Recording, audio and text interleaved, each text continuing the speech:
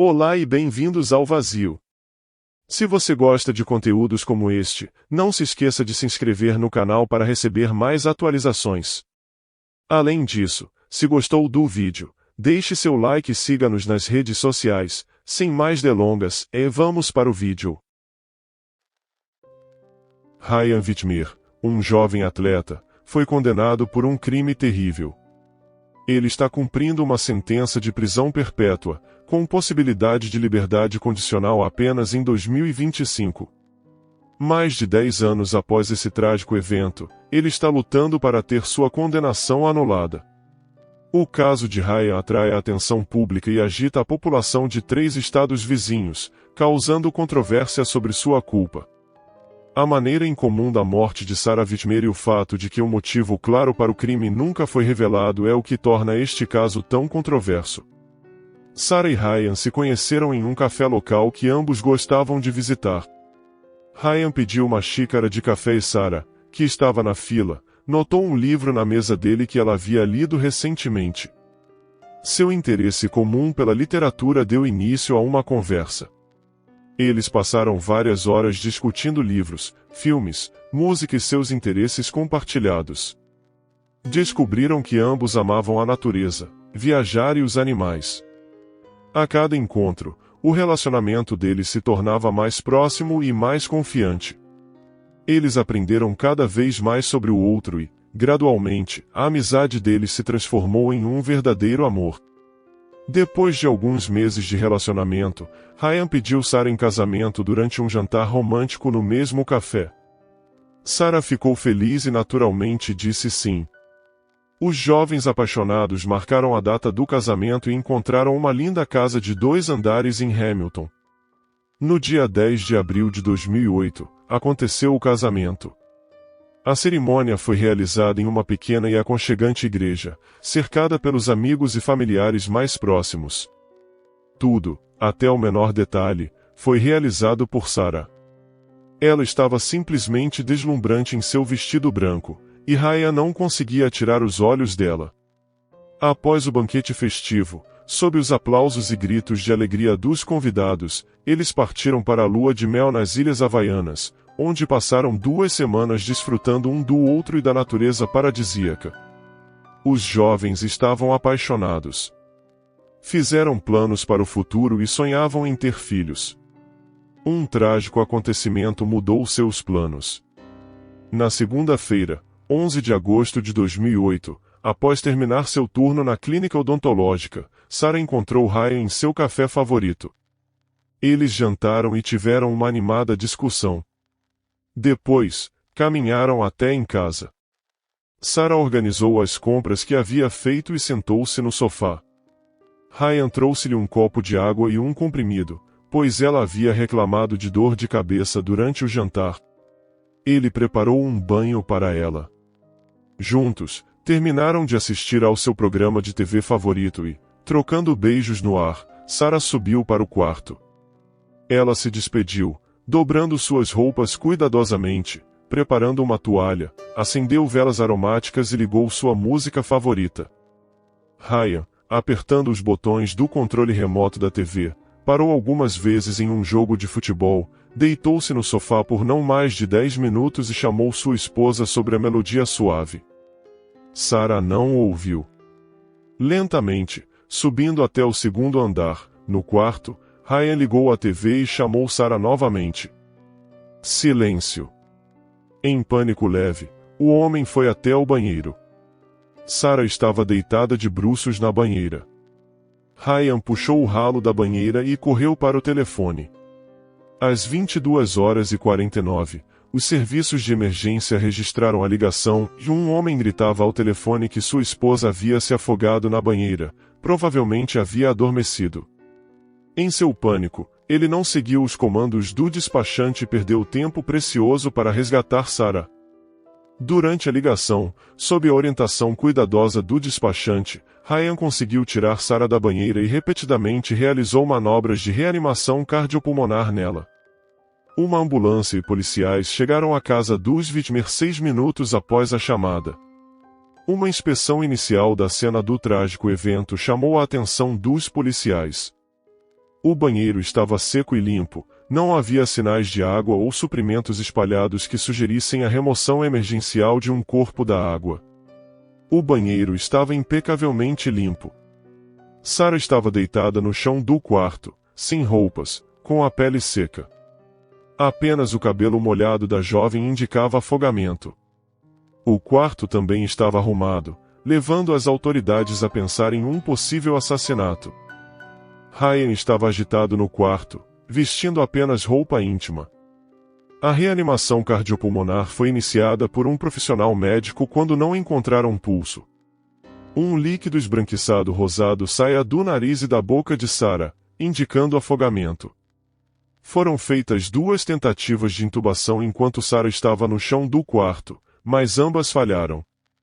Posteriormente, Sarah foi levada às pressas para a ambulância e mais 2 tentativas foram feitas para fazer seu coração voltar ao ritmo com um desfibrilador, mas novamente sem sucesso. Durante todo o tempo, Ryan permaneceu ao lado de sua esposa. Posteriormente, a equipe médica descreveu seu estado como extremamente abalado e ansioso. 20 minutos após chegarem ao hospital, tentaram reanimar Sarah, mas às 23h41, um médico de emergência a declarou morta. Ryan caiu de joelhos no corredor do hospital e chorou. Parentes e amigos do casal não podiam imaginar que, apenas 4 meses após o casamento, ocorreria uma tragédia que chocaria a cidade inteira e Ryan se tornaria o único suspeito no assassinato de sua jovem e amada esposa. A primeira declaração de Ryan, dada no hospital, fez a investigação duvidar de sua veracidade. Ele alegou que estavam apenas os dois em casa, com sua esposa, nada fora do comum. Eles jantaram em um café, voltaram para casa, assistiram a um programa de TV. Sarah estava com dor de cabeça e ele lhe deu alguns analgésicos, levando-a para o banheiro.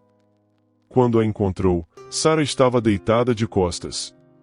No entanto, o registro da chamada de emergência informou que a vítima estava deitada de bruços. O homem estava atônito com o que havia acontecido, repetindo a mesma coisa várias vezes, como se estivesse hipnotizado, chamando por Sarah. Sob pressão do investigador, Ryan foi forçado a passar de vítima participante da investigação para descobrir o que aconteceu com Sarah naquela noite. Ele consentiu em uma busca na casa. A análise do medicamento que Sarah tomou confirmou que era um analgésico comum, mas as dores de cabeça e enxaquecas eram frequentes, a ponto de ela tomar um curso de medicamentos que alteraram o fundo hormonal e a deixaram em sono incontrolável. Essa se tornou a primeira versão da morte de Sarah. Depois de buscas na casa, foram encontradas manchas de sangue no carpete. Também foi registrado durante a investigação que, no momento em que a polícia e os serviços de emergência chegaram, a banheira estava seca e não havia toalhas molhadas. As telhas também estavam secas e limpas, levando a polícia a acreditar que Sarah havia sido assassinada. Não foram encontrados itens molhados, roupas ou outros objetos na casa com os quais absorver água. As declarações de Ryan durante a chamada para o 911 no hospital tornaram-se completamente contraditórias, o que agravou o caso e transformou Ryan de vítima em suspeito. O exame do corpo de Sarah mostrou que ela tinha hematomas no lado direito da testa e uma hemorragia pontual na superfície interna da pálpebra, uma contusão no lado esquerdo do pescoço, uma contusão na parte de trás do pescoço, uma abrasão na axila esquerda e hematomas e lacerações no lábio superior. No entanto, essa teoria não se tornou forte o suficiente, pois as unhas de Sarah não estavam quebradas ou lascadas, não havia marcas em suas mãos, cotovelos ou joelhos para provar uma luta, e não foram encontradas lesões ou marcas no corpo de Ryan. Um experimento investigativo conduzido pelo xerife Bishop não respondeu claramente se houve uma luta entre o casal naquela noite, afinal, os suprimentos do banheiro estavam no lugar e não havia outros sinais de resistência. Restou especular, ou Sarah não tomou banho de todo, ou ela não resistiu e permitiu que seu marido a afogasse. A autópsia de Sarah, conduzida pelo Dr. Russell Upgrove, confirmou que a morte foi causada por afogamento. Além disso, múltiplas hemorragias musculares na frente do pescoço e múltiplas contusões no couro cabeludo foram observadas. Essas lesões foram determinadas como ocorrendo antes da morte da mulher, mas como e onde foram sofridas? A investigação rodava em círculos sem respostas. Os testes toxicológicos não mostraram substâncias ilícitas ou alcoólicas no sangue de Sarah. Em 13 de agosto de 2008, Ryan foi preso sob suspeita de homicídio qualificado de sua esposa. A acusação baseou-se na chamada de emergência, em uma cena que não correspondia à realidade nas lesões no corpo de Sarah. Isso foi suficiente para acusá-lo de afogar sua esposa. Ryan e Sarah eram muito apaixonados um pelo outro, conforme confirmado por amigos e vizinhos. Eles nunca discutiam ou brigavam em público. Faziam planos para suas vidas. Qual era o segredo que causou a morte trágica de Sarah? Em março de 2009, começou a primeira audiência do tribunal. O despachante de emergência Ron Cronenberger, que atendeu a ligação, foi apresentado como testemunha. Ele descreveu a conversa com Ryan como estranhamente calma. Ele também fez várias declarações sobre as ações de Ryan durante a ligação, afirmando que parecia que ele estava apenas soprando no tubo, fingindo realizar RCP. A acusação argumentou que a ligação para o 911, a cena e as lesões de Sarah eram suficientes para provar que Ryan a matou. Ele assegurou a força debaixo d'água, afogando-a na banheira. A peça principal de evidência no caso foi a banheira. A polícia verificou a banheira em busca de impressões digitais e encontrou marcas, supostamente deixadas por mãos humanas, localizadas mais perto do meio da banheira. Usando um processo de imagem ultravioleta refletida, impressões digitais e manchas foram encontradas na banheira. Uma impressão de antebraço foi encontrada na banheira, e um teste de folículo capilar determinou que a impressão foi deixada por um homem adulto, mas a idade da impressão não pôde ser determinada. A banheira não se tornou uma peça importante de evidência para provar a luta entre Ryan e Sarah. A acusação foi além e disse ao júri que provavelmente houve uma altercação violenta naquela noite na casa dos Whitmer por razões desconhecidas, que o suspeito manteve em silêncio. Eles chamaram um especialista para testemunhar que era impossível adormecer e se afogar em uma banheira, a menos que drogas ilegais ou álcool estivessem envolvidos. Segundo o testemunho, a sensação de água no rosto poderia ter acordado a pessoa ou causado o reflexo de engasgo para entrar nas vias aéreas. Se não, a queda nos níveis de oxigênio teria feito a pessoa acordar. Além disso, o patologista que realizou a autópsia foi chamado para testemunhar.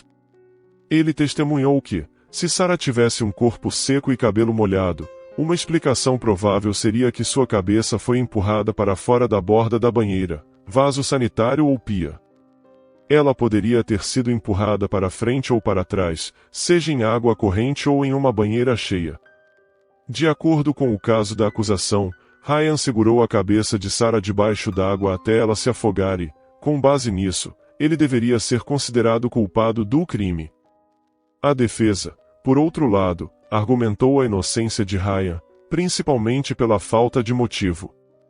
A defesa continuou a lutar, argumentando que, se houvesse uma altercação violenta como a acusação argumentava, haveria evidências disso. No entanto, não havia lesões em Ryan e as unhas de Sarah não estavam quebradas ou lascadas. Eles argumentaram que as lesões encontradas em Sarah eram resultado de manobras de reanimação prolongadas, massagem cardíaca direta e repetidas tentativas de intubação naquela noite na casa, na ambulância e no hospital. Por insistência da defesa, uma segunda autópsia foi realizada em Sarah. Dr. Werner Spitz realizou a segunda autópsia e novamente confirmou que a causa da morte foi afogamento. Ele observou lesões no pescoço, braços, lábio superior, crânio, fígado lacerado e sangramento no pescoço, mas não pôde determinar se essas lesões foram sofridas durante a reanimação cardiopulmonar. Presentes argumentaram que os EMTs tentaram reanimar Sarah por aproximadamente 45 minutos e que as áreas de sangramento profundo no pescoço de Sarah provavelmente vieram de um quarto que foi inserido na área porque os EMTs não conseguiram acessar as veias em seus braços. Em vez de considerar um homicídio, o Dr. Werner Spitz considerou a morte de Sarah como indeterminada. A defesa baseou sua argumentação no fato de que a pele dela secou mais rápido que seu cabelo, realizando seus próprios experimentos para provar isso. Eles também argumentaram que, quando Ryan encontrou sua esposa inconsciente, ele instintivamente puxou o ralo, tentando descobrir como ajudá-la e chamou os serviços de emergência. Essa sequência de eventos explica por que seu corpo estava mais seco do que o esperado. A água havia drenado na banheira antes mesmo de Ryan chamar o 911. Um experimento realizado por uma testemunha especialista mostrou que uma pessoa emergindo da água pode secar em 7 minutos. Uma segunda audiência foi marcada para maio de 2010. O pai de Ryan, Gary, disse que a acusação tinha os resultados do DNA da vítima indicando a presença da doença mesmo antes da segunda audiência, mas o promotor recusou-se a liberar o resultado porque não acreditava que isso mudaria o veredito do júri. No entanto, permanece desconhecido se o veredito do júri teria mudado se eles tivessem recebido evidências confiáveis sobre a condição médica de Sarah que poderia ter desencadeado o afogamento.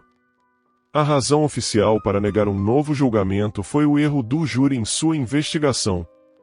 Ryan permaneceu preso após outra audiência judicial mal-sucedida. A família Whitmer teve uma surpresa desagradável quando Jennifer Creel foi ao escritório do promotor para testemunhar sobre a culpa de Ryan. Ela afirmou que era amiga de Ryan e estava em contato regular com ele por telefone ou e-mail. Segundo o testemunho de Jennifer Creel, ele ligou em 26 de outubro de 2009 às 23h09. A voz estava muito chateada. Ele me disse que havia batido em Sarah na sala de estar no dia em que ela morreu. Sarah descobriu sobre sua vida infiel, viu fotos de natureza inadequada. Eles gritaram e discutiram por muito tempo, primeiro no andar de baixo, depois no quarto.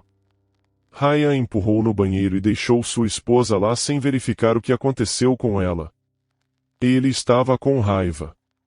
Depois de se acalmar, encontrou Sarah sem fôlego flutuando na banheira cheia.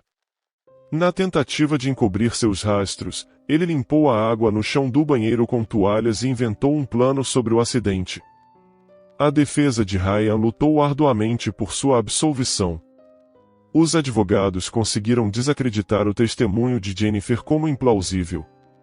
Afinal, não foram encontradas toalhas molhadas em nenhum lugar da casa, incluindo a secadora.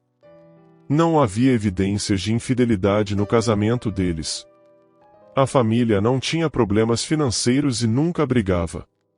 Ryan foi caracterizado por amigos como uma pessoa de bom coração e prestativa, que nunca foi vista nem remotamente irritada. Ryan não teria se beneficiado da morte de sua esposa, pois não havia apólice de seguro de vida. Antes do início do terceiro julgamento, Jennifer Creel foi desacreditada e mantida fora como testemunha. Evidências de seu passado infiel e condenações por pequenos furtos ajudaram. A ligação na qual Ryan supostamente fez uma confissão também não foi corroborada. Em janeiro de 2011, houve um terceiro julgamento com base em novas evidências descobertas. A defesa apresentou uma opinião sobre a condição médica de Sarah que poderia ter provocado a perda súbita de consciência e resultando no afogamento. Vários especialistas médicos testemunharam que condições existentes de defeito cardíaco ou neurológico poderiam possivelmente ter provocado a perda de consciência, mas especialistas médicos convocados pelo Estado negaram essas alegações. Colegas de trabalho de Sarah foram chamados para a audiência e revelaram que ela regularmente dormia em seu carro antes de começar seu turno na clínica odontológica. Ela frequentemente era atormentada por alergias e dores agudas no estômago. Dr. Benjamin Mesmer, dentista na clínica onde Sarah trabalhava, disse que no dia em que Sarah morreu, ela se queixou de dor de cabeça e dor de estômago.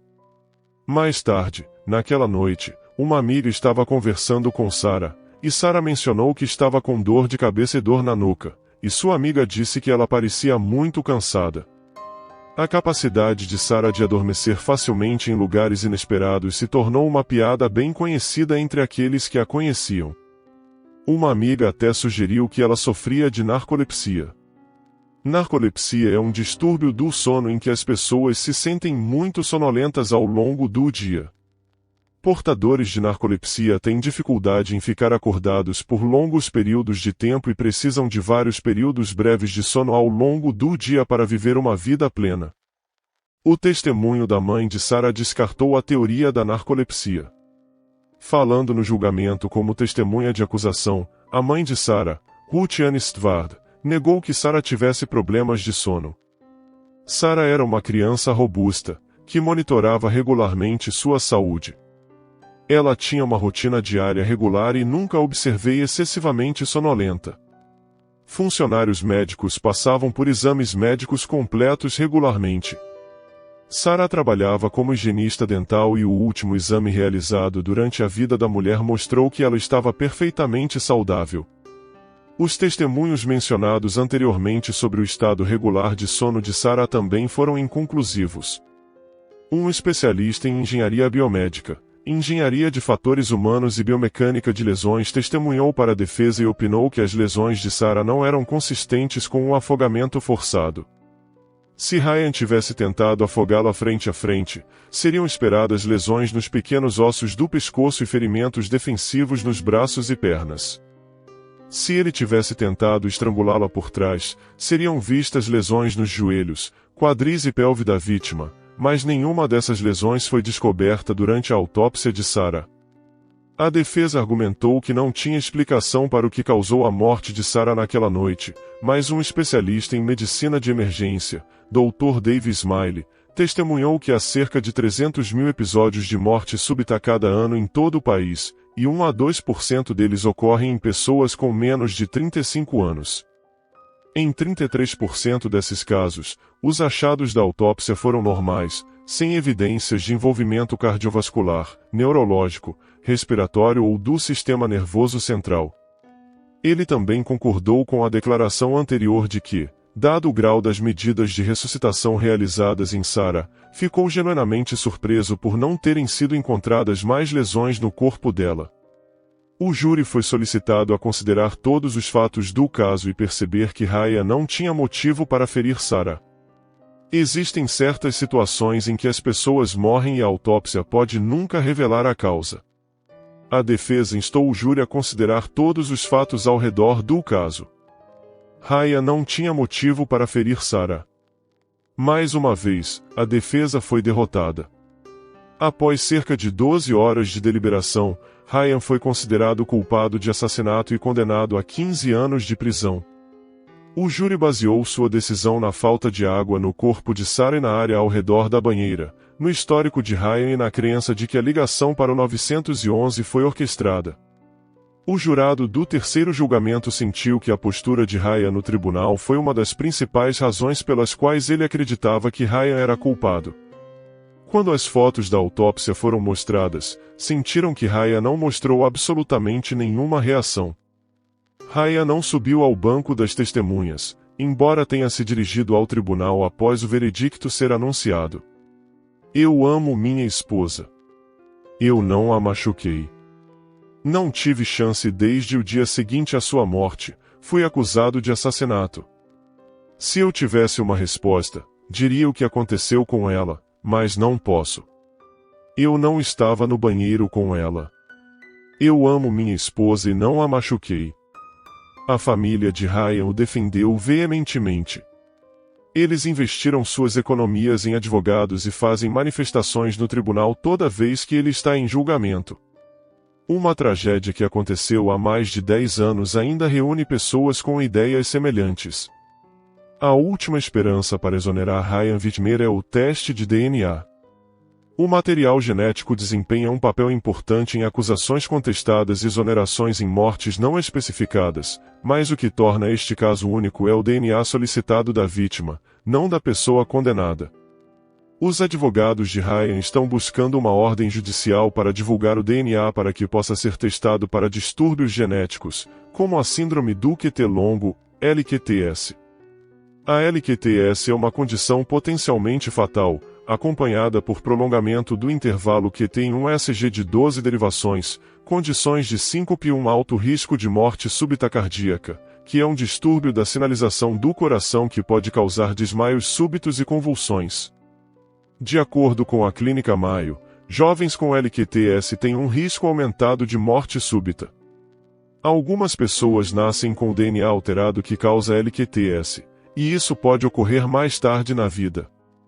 Infelizmente, um juiz do condado de Warren já negou o pedido de Ryan Whitmer para testar o DNA de Sarah.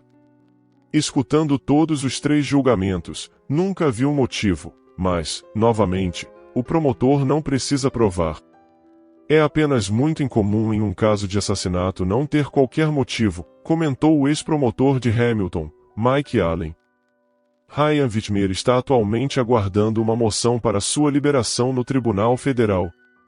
Ryan está preso há 14 anos, a menos que um juiz federal decida a seu favor. Sua primeira chance de liberdade será em julho de 2025.